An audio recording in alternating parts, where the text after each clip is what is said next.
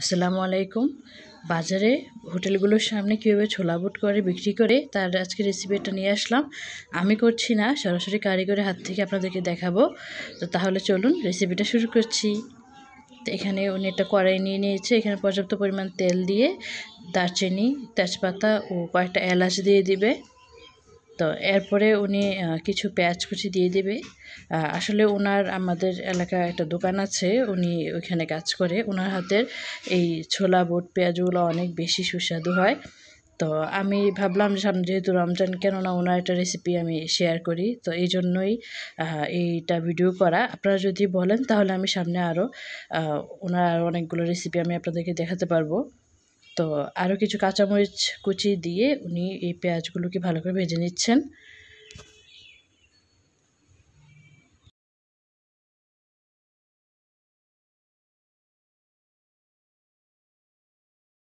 তো পেঁয়াজগুলো যখন নরম হয়ে যাবে এইভাবে, তখন উনি একে একে সবগুলো মশলা অ্যাড করে দিবেন। তো এখানে উনি আদা রসুন বাটা দিয়ে দিয়েছেন ওনার পর্যাপ্ত পরিমাণে। তো এখানে উনি কিছুটা টেস্টিং সল্ট আর কিছুটা নর্মাল লবণ দুইটা থেকেই উনি দিয়েছেন পরিমাণ মতো। তো এরপরে উনি একে একে বাকি সবগুলো মশলা অ্যাড করছেন। এখানে হলুদের গুঁড়ো দিয়ে দিচ্ছেন, এরপর দিবেন হচ্ছে মরিচের গুঁড়ো। আর সবগুলো মশলাই কিন্তু প্যাকেটজাত মশলা, এখানে কোনো খোলা বা আনহাইজেনিক কিছুই নেই।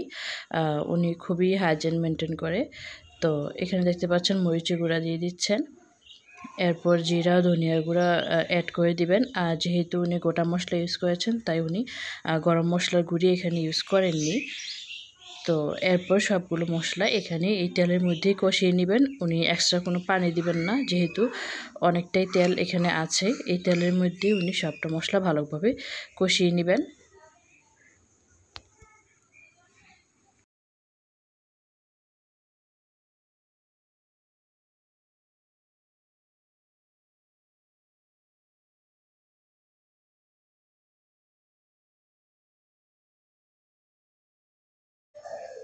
এরপর মশলাগুলো কষানো হয়ে গেলে ছোলা বুটের মাঝে যে আলুগুলো দেয়া হয়, উনি প্রথমে আলুগুলোকে সিদ্ধ করে ভালো করে ভেঙে এই মশলাটার মধ্যে দিয়ে দিচ্ছেন।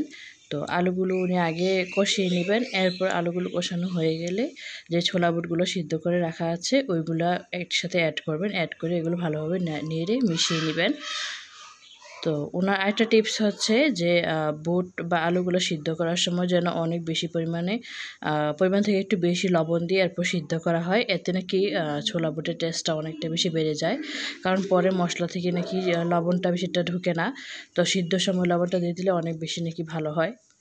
তো এখন দেখতে পাচ্ছেন সবগুলো ছোলা বুট উনি ঢেলে দিয়ে দিচ্ছেন। এখন এগুলো ভালোভাবে মিশিয়ে নেবেন। এখানে কিন্তু অনেক বেশি আছে, হয়তোবা বেশিটা বোঝা যাচ্ছে না যে কতটা বেশি। তো এখন উনি সবটা মশলার সাথে সবগুলো ছোলা বুট আলু সব উপকরণগুলো একসাথে ভালোভাবে নেড়ে মিশিয়ে নেবেন। মিশাতে মিশাতেই কিন্তু এটা রান্না হয়ে যাবে।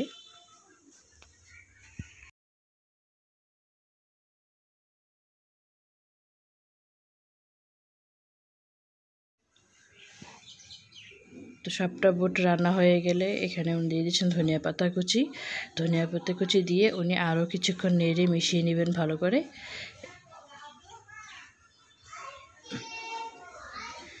এই তো হয়ে গেল বাজারের তৈরি মজাদার ছোলা বুট।